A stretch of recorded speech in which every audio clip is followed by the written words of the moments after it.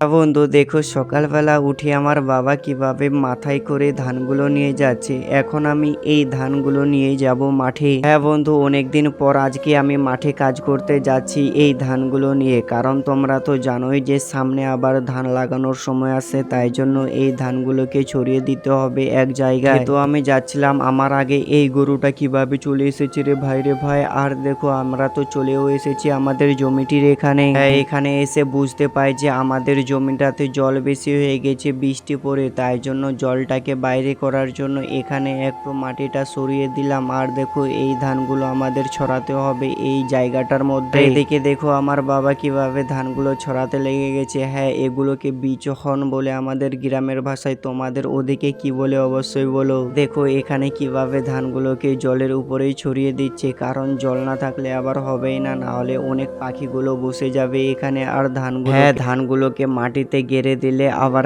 এই ধানগুলো থেকে গাছ উঠবে না, তাই জন্য দেখো কিভাবে এই জলের উপরেই ধানগুলো ছড়াতে হচ্ছে। আর ভালো করে না ছড়ালে গাছ উঠবে না ভালো করে, কিন্তু তাই জন্য আমার বাবা কাজ করছে আর আমি এদিকে দাঁড়িয়েছিলাম। এগুলো বন্ধু নলেজ না থাকলে এগুলো কিন্তু ধান ছড়ানো হবে না, কারণ এগুলো থেকে আবার গাছ উঠবে না, হলে অনেকগুলো ঘন হয়ে যাবে আবার পাতলা হয়ে যাবে। সবার আগে এখানে আলের পাশে পাশে এখানে ধানগুলো ছড়াতে হবে। আর আমি এদিকে ক্যামেরাটা নিয়ে একটু দুষ্টামি করছিলাম, আর এদিকে দেখো আলোটা কমিয়ে দিচ্ছিলাম আবার বাড়িয়ে দিচ্ছিলাম যে কেমন লাগছে এখানে একবার করে দেখি। তো ওদিকে ভিডিও করতে গিয়ে দেখো আমাদের জমি থেকে সবগুলো জল বেরিয়ে চলে আসছিল, তাই জন্য পা দিয়ে আমি এই মাটিটা এখানে উঠিয়ে দিলাম, না হলে আবার জলগুলো চলে গেলে পরে প্রবলেম হবে, তাই জন্য তো বেঁধে দিতে হবে এখন সবগুলো। দেখো কেন প্রবলেম হবে তোমাদের এদিকে বলছি। এদিকে দেখো অনেকটাই জল কিন্তু কমে গেছে, আর আমার বাবা ওখানে ছিল, আর দেখো কতটাই জল ওখানে কমে গেছে, কারণ ওখানে উঁচু জায়গা আছে, তাই জন্য এত সকালবেলা হাত দিতে ভালো লাগছে না, কারণ